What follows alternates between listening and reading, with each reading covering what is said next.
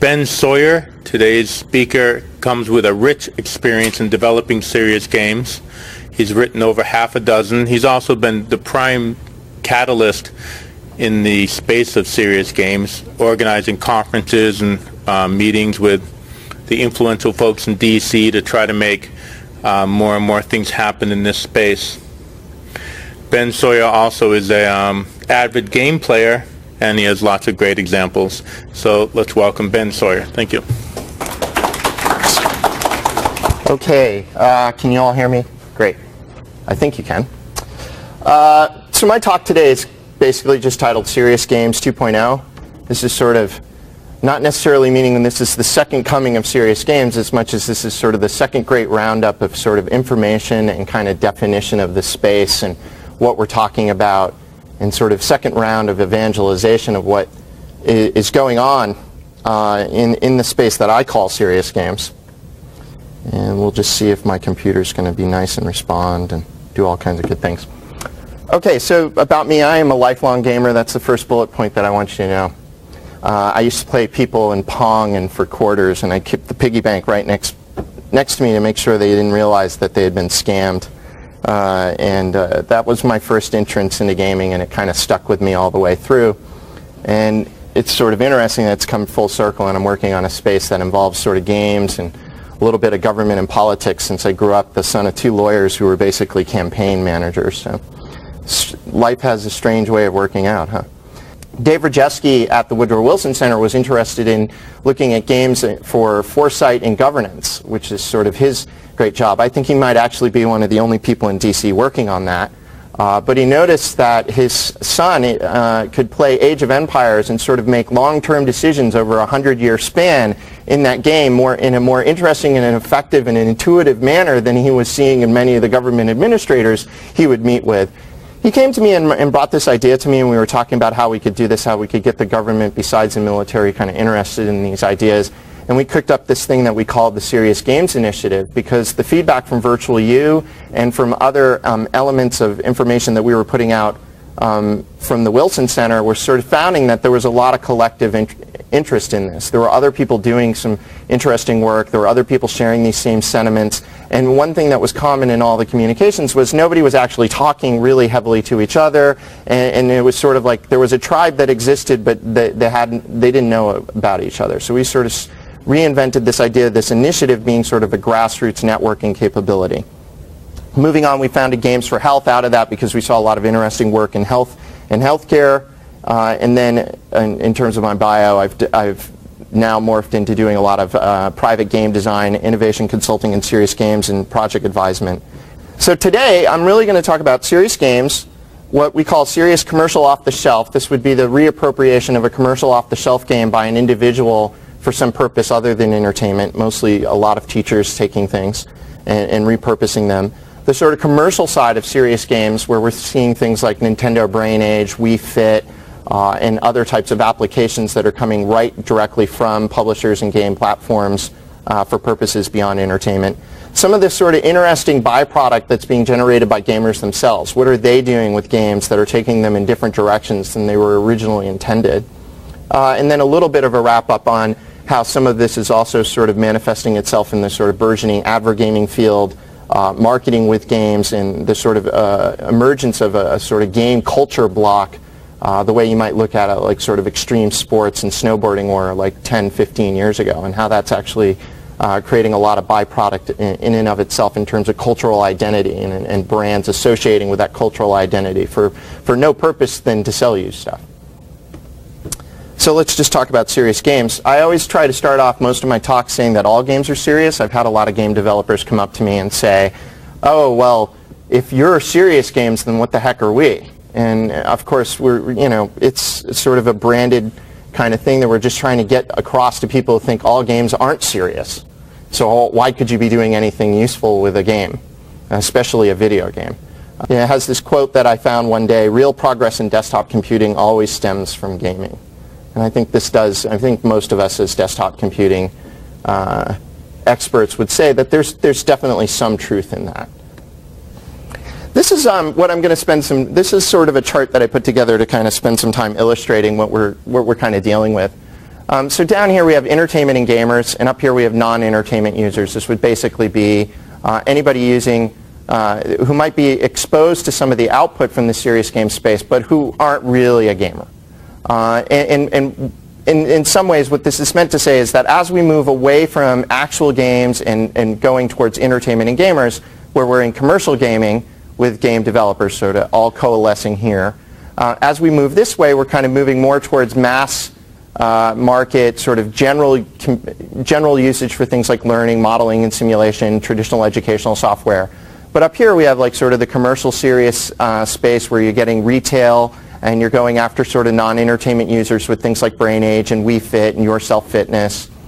In between you've got these people sort of repurposing traditional computer gaming titles in a sort of serious context. Here would be where you're getting your more virgin style development, which is sort of building off of the modeling and simulation space, but is trying to find some sort of equilibrium between that kind of more drier usage and and technologies and concepts that are emerging from both commercial gaming and also gameplay. I mean, this is sort of another way of looking at game players as well. And then kind of as you move across here, what we're dealing with is the instructors and utilizers of these things. These would be more the producers. This would be more people who are appropriating this production and putting it to use in some new way. And then also the difference between sort of an enterprise influence mentality and a game influence mentality. So the enterprise influence mentality would sort of lean more towards e-learning, and a game influence mentality would start to come into the commercial gaming serious stuff and sort of avid gaming cultural capability. So this is another way of also looking at the space and kind of what's happening.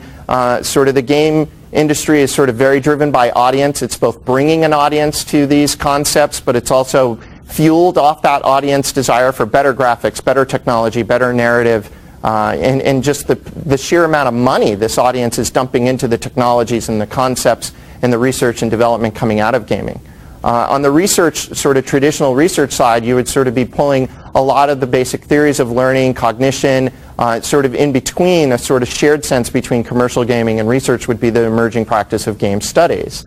On Web 2.0, you're sort of bringing social networking, collaboration. You could kind of put e-learning down in here, which is mostly a web-based sort of framework. Over here in industry, we have that, again, traditional modeling, simulation, and visualization, kind of combining with commercial gaming, especially around technologies, computer-human interface design. All of this sort of as various streams that are pouring into this, put ourselves at the center of the world in this case, pouring into this sort of platform and emerging practice of combining these things into things that we would call serious games or serious game projects. I want you to understand a few things about serious games today. One of the important things that is to sort of get a very basic definition, and really it's the use of game-related resources for purposes other than entertainment. I try to keep it fairly general, and you'll see even further a reason for that. But I always like to, somebody just said to me one day, what do you really mean? I just said serious games are just solutions to problems. This is problem solving using the resources that we have. It's just the problems that we're being asked to solve in this regard are just not entertainment oriented. Okay, EA calls up, they want to solve an entertainment problem. Washington calls up, they're not necessarily trying to solve an entertainment problem. Okay, EA calls up, they want to solve an entertainment problem. Washington calls up, they're not necessarily trying to solve an entertainment problem. They might be using entertainment. They might be using the technologies. But you can really look at it this way. Entertainment is still a problem for all of us. We all want great entertainment. We all want to know what we're going to do on a Friday night or something like that. But I mean, this is a pretty solved problem for games. I mean, as I like to say, sort of tongue-in-cheek, if you don't think games have solved entertainment, just go talk to a television executive. Ask them where a huge portion of their audience is going.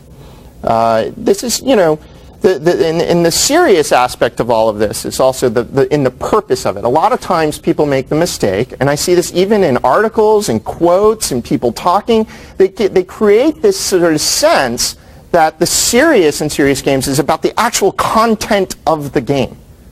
There's a game, I have a screenshot of it, but called Catch the Sperm. This is the silliest game you've seen. Basically, as Ernest Adams once described, it's the only game that he knows to his existence takes fully inside a woman's vagina. This is a game where basically you shoot condoms at oncoming sexually transmitted diseases and sperm. And the sort of moral of the game is that one sexually transmitted disease gets by and it's game over. And it's just a very simple AdverGaming sort of piece put out by the Swiss AIDS Federation. Completely silly game. You laugh while you play it. But a fairly serious purpose. The intent behind the existence of the game is what's serious. And that may seem like a sort of, of course, right? But I see people make this mistake quite a bit. And it's also, even building on that, one of the bigger mistakes I see people make is that they say serious games is games for learning. Now that's a huge part. That's probably like the biggest part, or the part that everybody is really spending an enormous amount of time on. Now that's a huge part. That's probably like the biggest part, or the part that everybody is really spending an enormous amount of time on. But I'm here to tell you and show you, and I will spend quite a bit of time saying that it is not just equal learning. It is not just equal learning. And that many serious game projects themselves actually aren't games. This is an offshoot of the America's Army Game Project, which itself is a serious game for recruitment, but Virtual Heroes has repurposed this with the help of Sandia National Labs to do some live-action role-playing within a synthetic environment for the Special Forces for adaptive thinking and leadership. A lot of built-in assessment tools in this too. Very interesting project. Okay, so it's not just software either. Here's the U.S. military. What's he got? Come on, you worked here. That's a Microsoft gamepad. That's an Xbox controller.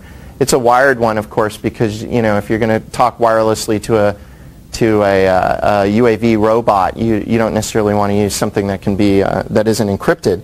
But here you see where they're reappropriating the hardware, and there's tons of videos online of the Wii controller being repurposed for purposes beyond playing Wii Sports.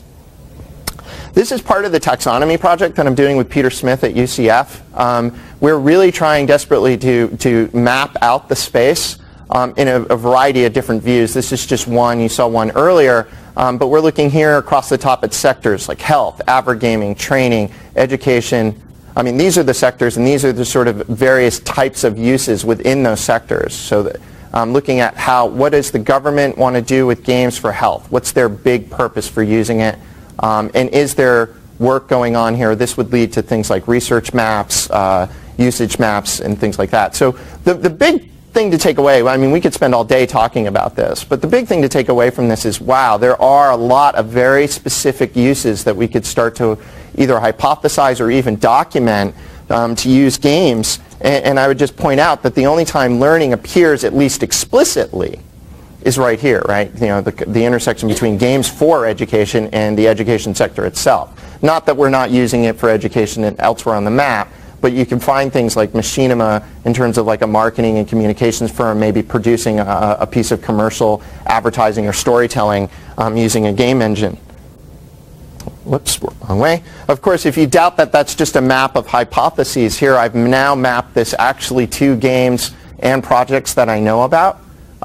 So for example, a government or NGO might be using something like Darfur is Dying to bring attention to the space, to this issue to the public. A government or NGO might be using something like Darfur is Dying to bring attention to the space, to this issue to the public. Here's Incident Commander. This is a game that Breakaway Games has done where you practice the NIMS management protocol for mass casualty or big emergency responses such as school shootings. But one of the great things from this is you could actually get the system to watch your gameplay enough, look and work with you on producing an actual plan. So the idea would be you play the game and you get your localized planning done for you. So you would actually get an output from the game of what should be your protocol to follow. In terms of marketing and research, this is a budget prototype that the Wilson Center, myself, and Dragonfly are working on, where the idea is people play with the federal budget, and then as they do that, we're starting to get basic opinion research out of that. As opposed to calling people and asking them what they think or what they think, we can actually get a better sense of, in some cases, if we actually had them play a game where the consequences came out quite a lot. So again, we could spend all day on this, but what I want you to understand is with each box that's shaded in there, we have at least some level of activity, either an actual game or a project that's looking at it in a research space. So again, you can see not only is the space have wide possibilities, but there's a wide amount of action. And in many of these areas, actually, we could go 2, 3, 4, or 5 projects deep. This is another part of the taxonomy. Obviously, I do a lot of work in the healthcare space. Our goal is to eventually take this entire taxonomy and break it down even further into specific spaces using the same kind of approach where we're really trying to create a matrix where everything has a unique filled-in point and a unique identified citation of a project or research or research or research or research or other things. And as we go about this throughout the year, we think at the end of it we're going to actually be able to really map out the space both potentially and work involved, as well as use it to drive a really unique research agenda, a really unique research agenda, a really unique research agenda in terms of what types of development, what types of design research problems do we have, what types of cognitive and psychological research do we have that we need. Cognitive and psychological research do we have that we need. I'm also asked quite a bit, what's the difference between game simulation and modeling? Right? This comes up on the Serious Games listserv quite a bit. This is not necessarily the axiom that one should follow. This is just my own kind of observations, but I think they bring about them important lessons. One is which is that games are, we have to remember, most importantly, games are also a form of media. There are media practices going on within games that we don't necessarily associate with models and simulations. Now, models and simulations might sometimes exist as games, but games don't necessarily always exist as what we consider to be or recognize as models and simulations. And that grew over the last 30 years to give us sort of modern-day video games with incredible rich practices, rich design depth. And this is the area that we're now mining. Because when you think about traditional edutainment software or educational software that we saw in the 80s and early 90s and still see on the shelves today, the sort of math blasters, the Reader Rabbits, even a little bit of Oregon Trail, these sort of tended to take their cues from a game design standpoint from pre-existing board games, card games, or what I would even call classroom games. Today we're going to play Flash. We're going to play like you come up, you do them. I'll put a math problem. We'll pull two people up, and we'll do like math. Math bee or spelling bees or geography bees, right? That's kind of what you saw get translated into a lot of early educational software. Today, when we think about building games, or at least myself and many of the peers in this sort of field rethinking serious games, at least in the learning context, we're sort of more inspired by things like Tetris or SimCity. That's where we're starting to source from in terms of looking for design patterns that we want to reapply in new ways. So how did we get here? This is a long history of play for other purposes than entertainment. The Olympics, chess, and other things existed both for entertainment, but also human performance issues. Then we had computer game. Flash forward many years, real quick, right? And then we got computer games, and out of that we sort of got the first wave of edutainment, and then we got this like refinement of computer games, which I think is where we're at now, which is what we're sourcing for sort of the next generation of games for purposes beyond entertainment. So you get SimCity, which got you SimHealth, but then, so you had some of these early, like 1980s efforts in sort of what you would call either games that could have sort of serious uses, or even in the case of SimHealth, a true serious game where game developer Maxis worked with John Hiles and worked to produce a game about the healthcare debate in 1993, funded by the Markle Foundation. But if you look in the literature, it's kind of interesting. Where things really started to get interesting is you started seeing people in the graphics sort of academic community and others and visualization communities talk about networked game engines, looking at what they could do with these new networked game engines that they weren't really getting out of things like VRML and traditional VR hardware. The fact that this was synchronized, fast 3D graphics and a little bit of physics, increasingly over time a lot more physics, but that was arbitrated for everyone who was playing over a sort of TCP IP network with latency and everything else. In fact, you can actually, if you go back and you look at the history of Doom and Quake and other things, they actually stumbled over a lot of latency issues and had a lot of initial problems getting these things to work. So they stumbled over many of the same problems that other people were still stumbling over, and they kept pushing at it and got to this point. And because these engines were moddable, you started seeing people saying, hey, I'm going to use this stuff. I'm going to start looking and playing with new ideas and visualization and graphics over here with the stuff that's coming out of these games guys companies and not over here with these other technologies that aren't doing what I want. So you can actually see that in the literature, and from that then you started to get sort of a second wave of sort of serious games. I threw Virtual EU up there because I care about it. But America's Army, I think, and some of the MIT's Games to Teach project were sort of another wave. And America's Army is definitely, it's absolutely connected to this emergent stuff. And you could see people like Mike Zaida, who worked on America's Army, being part of the people who were really quick to glom on to the what was coming out of network game engines and what the possibility of that was. Mark Prensky wrote a book called Digital Game-Based Learning that got published, and that sort of put a new face on this a little bit and got it out into sort of business press.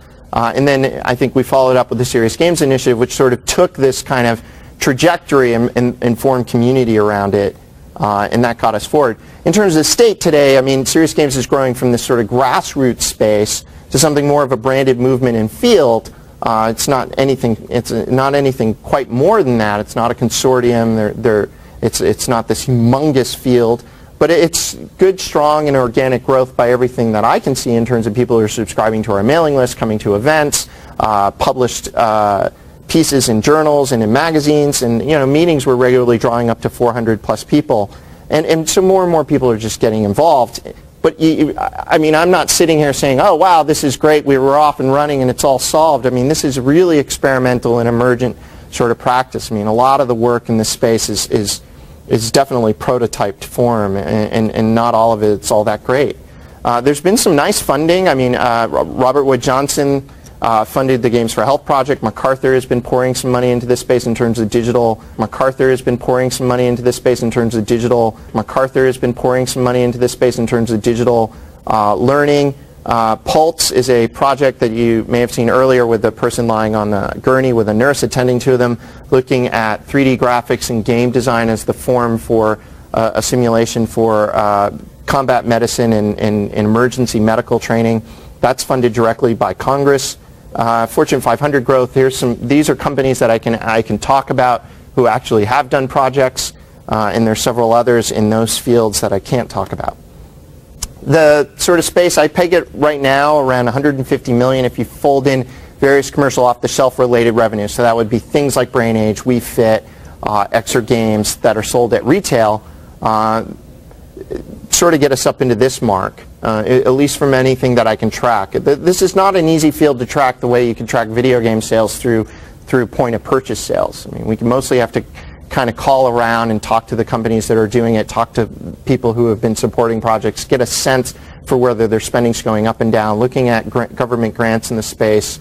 But I feel fairly confident about that number.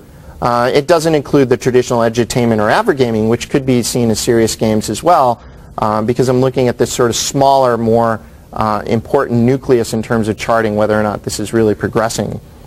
We have groups in Japan, France, the UK, and Canada that have all started up, some with government support, some without, but they've all held meetings. Academic growth, Michigan State started a master's degree program in serious games.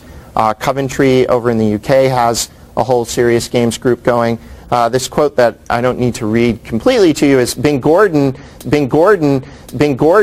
sort of saying that about a third of the students that he meets now want to do games for public purposes.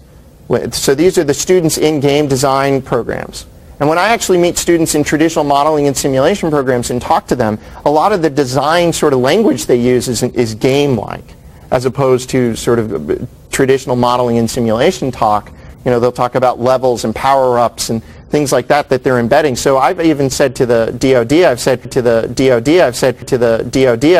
as much as you might want to sort of decide that community isn't something you want to source to, if I'm dealing with a skeptic, I'm like, you don't have enough capacity, human capacity in your traditional modeling and simulation shops to keep up with your demand. So you're going to have to use these kids coming out of these programs, and you're going to have to use game developers, whether you like it or not. You may be sourcing something completely different from it. But it's a very interesting thing going on at the actual student level that the industry, the game industry, and the modeling and simulation industry are seeing. And this may actually be the sort of hidden sort of force behind all of this as these students sort of graduate from these programs. Not all of them can go into the game industry anyways. There's just not enough jobs for the number of programs that are starting up across the country. Avergaming in terms of total revenues is off the charts, and commercial interest in this space is growing in terms of the commercial game publishers, companies like Microsoft, like EA, Nintendo. If you look at it from the non-industry standpoint, this is sort of where people outside of the game industry are kind of coming to the game industry saying, well, we want to use this exciting media form for our needs. We want to piggyback on everything that you're doing, especially on your investment in things like AI and graphics and interface and hardware.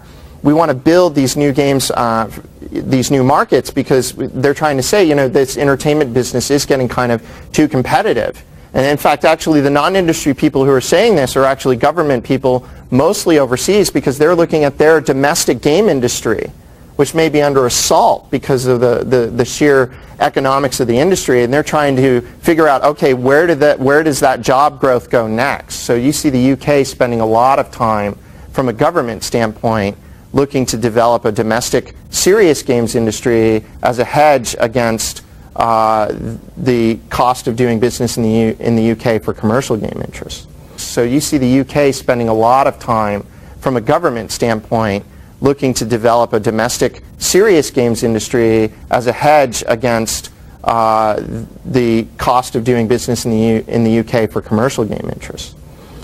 So experimenting with new ideas for games, computer science and psychology, especially in terms of looking at those areas, and just games about different topics, meaning that people outside of the game industry coming to the game industry saying, I want to do games about topics like, Darfur, and sort of seeing how they can mix those two together. Within the industry, they're really looking at it, I think, as a new market for their technologies, their human capital investments. How can they spread that across a wider field of practice? Sort of smooth out those ups and downs in their business. This is especially true at the studio level, the independent studio who might have one big project with a publisher, then have a gap of 4 or 5 months before they're going to land that next contract. What do you do with all those, with all that payroll? Can you slot in something from a government grant or a commercial or a corporate group that might be spending a fraction but can cover that burn rate during those months? We'll talk a little bit about why I think this is happening. I think that this is a quote a friend of mine shared to me, and she felt that games were a culture of interface. My question is sort of like, but an interface to what? What's going on here? And mostly games are an interface to geospatial representations. Find a map, find places on a map, fight for them. Find people on a map, shoot them, and or if you're not into the sort of war gaming and fighting and shooting, you get things like Civilization, SimCity, look at a map, find places to build things, allocate resources across a map. We do this like really, really well. When I talk to DoD, military, to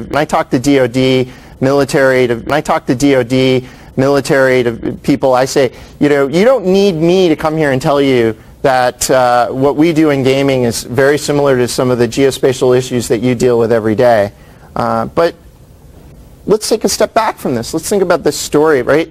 This was, no offense to Zombie, they're based here in Seattle. They're a great group. I love them. They do some awesome work, great games, some great work in the serious game space. But this was a sort of project that the government or military contractor was asking them about, where the sort of idea where when IEDs were going off in Iraq, and they still are, one of the first responses were to sort of beef up convoy training, essentially to kind of teach the drivers how to spot things further ahead and avoid them. I mean, this is sort of a geospatial sort of answer to the IED problem. Find it with your eyes and get out of the way, or shoot it, or see it before it comes, right? And this is sort of like, it became like a game I called Spot the Carcass, right? Because they would actually embed these IEDs in a carcass. And that's sort of like, to me, that's like, okay, not great, because we do a lot of other stuff in gaming, and it's sort of like we deal with a lot of geospatial maps, but really where I think things get even more interesting is this idea of mental maps. And here's a great game, an old game called Hidden Agenda, which was really a mental map model of being a dictator of a sort of banana republic like country. I mean, there's no territory that you're explicitly playing. The only geospatial representation in this entire game is the man's desk. Everything else is this interaction with people and questions and dilemmas that you have to deal with, and whether or not somebody's giving you the right advice, whether or not this is the way you want to take this course of action. And frankly, we got away from a lot of these games as we came out of the 80s into the 90s and got into 3D graphics and other things. And I think that what these types of games do is they're sort of asking you, who are you, not where are you. Now, it's not that we can't do these other, I don't want to bash all the geospatial sort of stuff that we can do. I'm just saying it's very easy to fall into the trap that's one of the big, that's what we're here for. And in fact, actually, this is the bigger upside, I think. So just as a sort of non sequitur, but a little bit on this, is sort of a friend of mine once got up at a military conference. She was giving a talk about games and other things that people were doing with it, and she just asked rhetorically to the attendees, which was better, satellites and predators to find things, or 100 kids with Flickr, Google Maps, and camera phones? Okay, are we going to train people to be adaptive and creative and strategic, or are we going to just train them to have certain skills with things and big technology? And where is the game player here?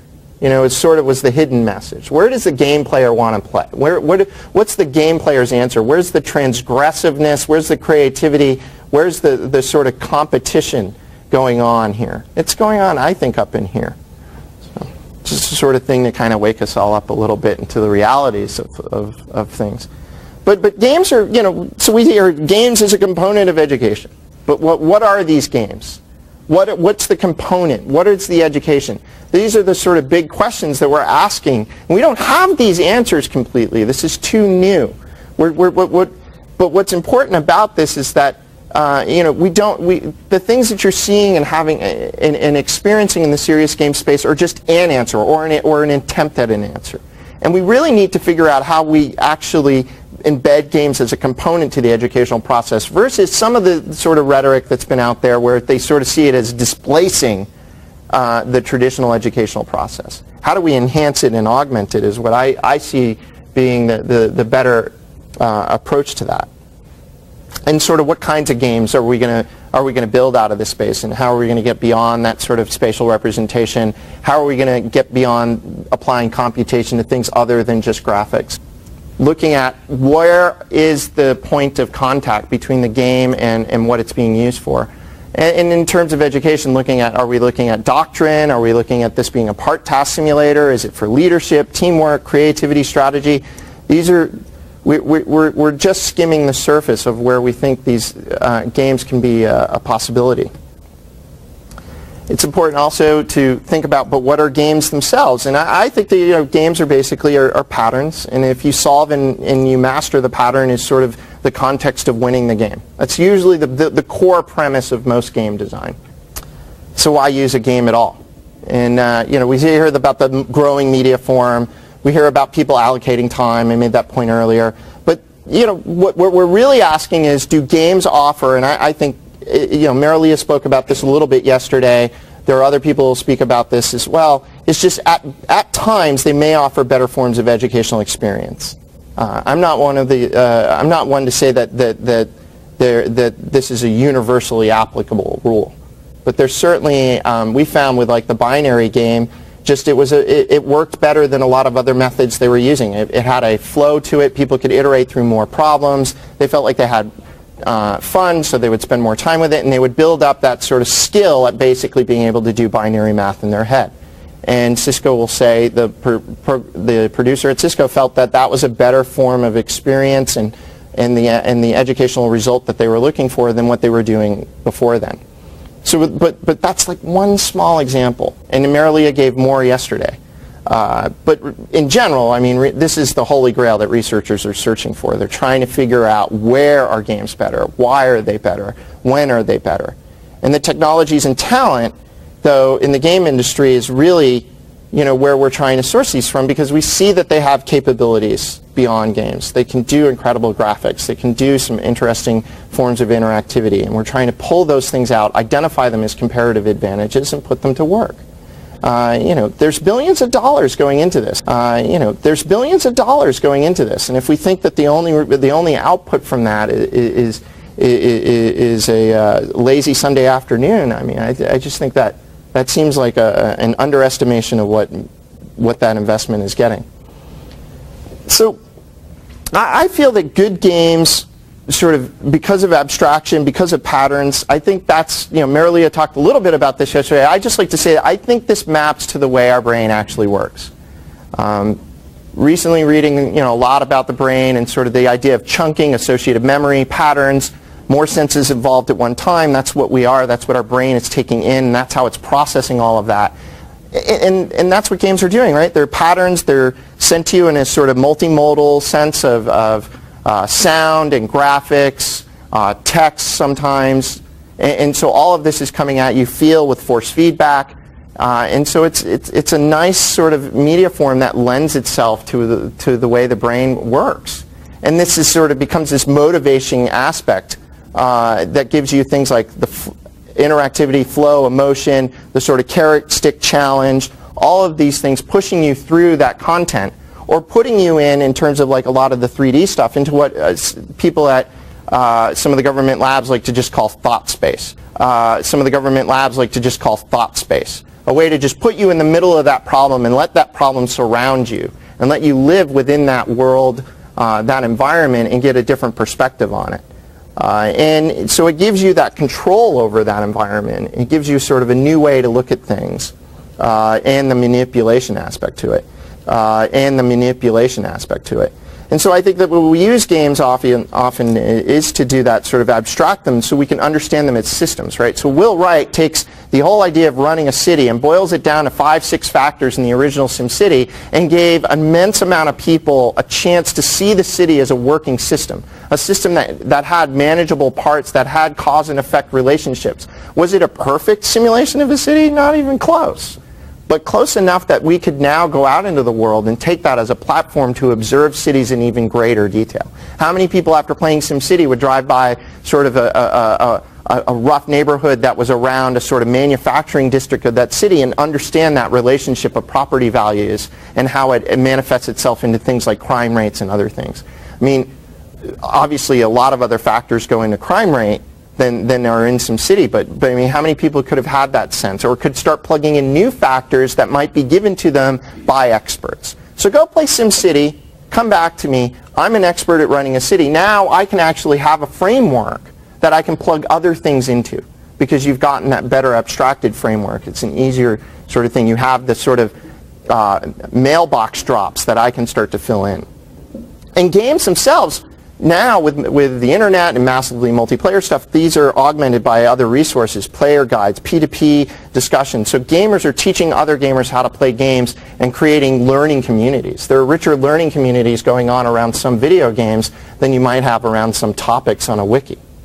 But I think that someday we might find out that games are actually sort of a dopamine regulator in some way, in the way they work, just the natural means of them working. I always have these nightmares of, like, game executives being hauled before Congress. Did you know that you were regulating dopamine? No. We didn't, we swear. And then in terms of some of the way the neocortex takes in information from the senses, chunks it, abstraction, I talked about that before. And then of course, we'll go back to spatial representation and orientation are important parts of the way the human brain works. And I don't think I have to tell you that that's a big part of video games. But I've been building on a sort of positive note. Let's think about some of the negativity aspect. One of the things that we have in this space that we have to deal with is bad games really ruin everything. I'm going to build a great game to teach kids about nutrition. And this is going to be an awesome game, and because kids love video games, they're going to love this game, and they're going to play it, and then all of a sudden they're going to eat better, and we're going to end obesity, right? And then they may catch the fruit. Just a horrible game, just a bad game, a bad design pattern, bad graphics, bad everything. They even do it with money. It's not just somebody working at home. And the fact is that is not going to work. A bad game is going to likely give you a bad outcome. Garbage in, garbage out. Except a lot of serious games are being made by people who don't necessarily have these skills. So we have to, not only are we trying to convince people that games have some sort of use beyond entertainment, but now we also have to deal with it. We have to make this excuse, but it's only the good ones. And making a good game is hard. I'm fond of saying, we make bad games in the game industry every day. Just open up PC Gamer, go to the back, you'll see about 4 reviews that get about 85 or higher, and then everything else gets trashed. 45s, 55s. I mean, we have a sort of a C average in the majority of the game industry through its critical assessment. But what's important in this sense with serious games is because there's so many unskilled people working in this. A lot of the people who are motivated to build these things are not necessarily game developers, and they might not necessarily have the budget to hire one or the interest in hiring one. They think they could do it themselves. They tend to make bad games because they make really obvious mistakes. Game developers, on the other hand, make bad games by somewhat making obvious mistakes, but often it's new mistakes or something that didn't quite work as well as everybody thought it might. But they're not making a mistake of saying, oh, well, we'll just do Catch the Fruit and this will work because it looks like every video game I played 25 years ago. Good projects can be forgiving of the circumstances and save bad games, and I think vice versa. And then we don't know what makes a good game. Okay? We could tell you what makes a good game based on a certain context. But what makes a good game, I mean, what would make a game about nutrition good? I mean, it's an open question.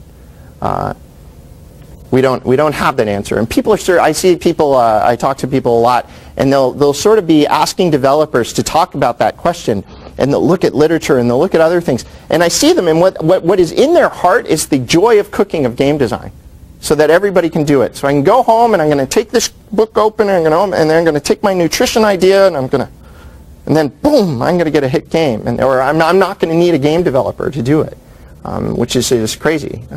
I love movies, but I'm not writing a movie script any day. I try. It's really hard. So serious games, just to sort of finish on this, games, I do say they do work, whatever that may be.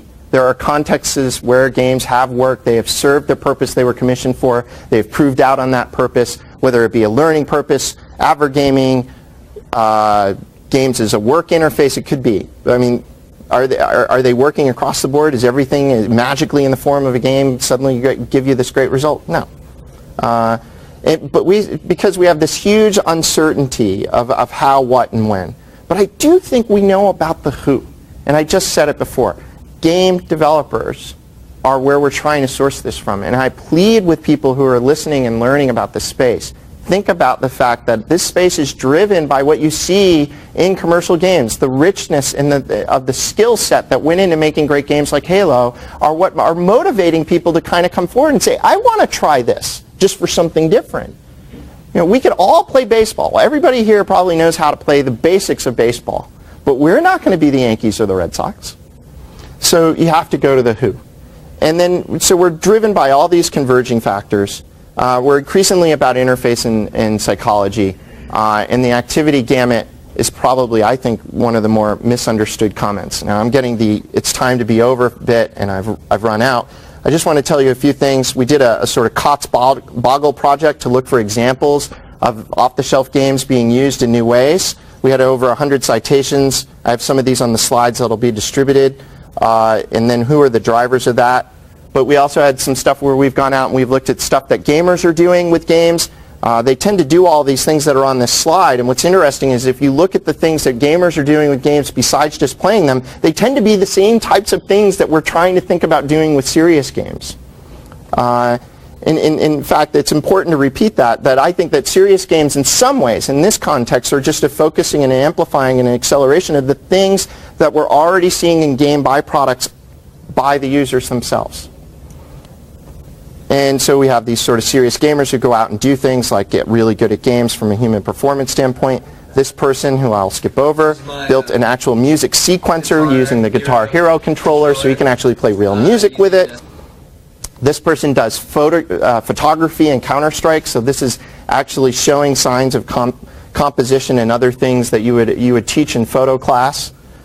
Of course, we see teaching in games, people teaching other people how to play games better, how to be a better guild member. This person built a map of all of World of Warcraft inside Google Maps with the Google Maps API. I mean, just the amount of work that went into that, I think, is just incredible. Communication and socialization goes on.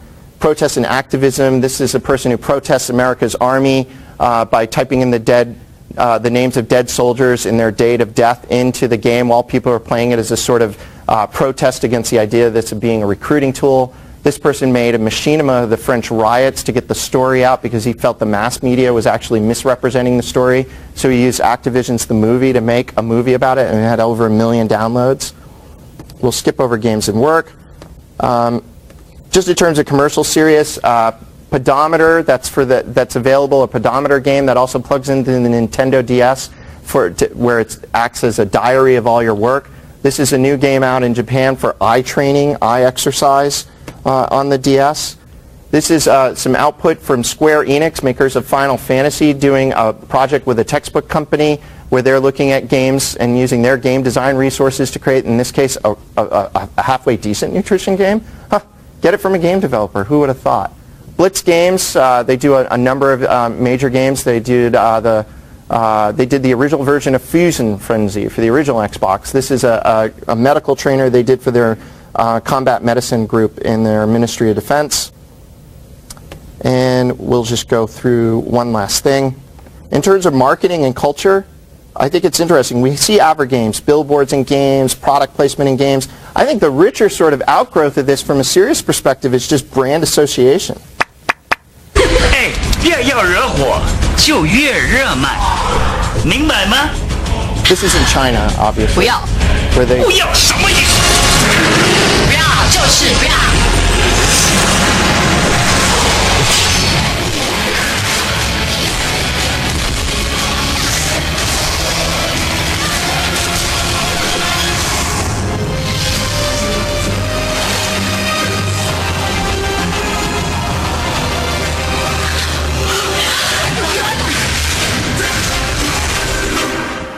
Okay, we've drifted a long way from learning, right? But I'm sorry, when Coca-Cola shows up, then something has really happened. Something has definitely happened. I mean, Coca-Cola is a brand that doesn't make decisions, doesn't take their own decisions lightly. They're a very serious company when it comes to marketing. The fact that they're using World of Warcraft as their brand association in a huge market for them, I think sends a very clear message in a way that has brought us across that gamut, that there is something going on with games besides just the purpose of entertainment. It may be connected to that very, very core aspect. Games are fun. They're great places to spend time. They're incredible pieces of technology and social engineering. But this to me is a sort of a key tipping point sign to people to sort of start broadening their perspective, because when Coca-Cola can do it, I think a lot of people can do it. I've got plenty of stuff on the slides that will be given out, including some conclusions. There's just so much to talk about in this space, I think. I'm really glad to have had your time. Thank you.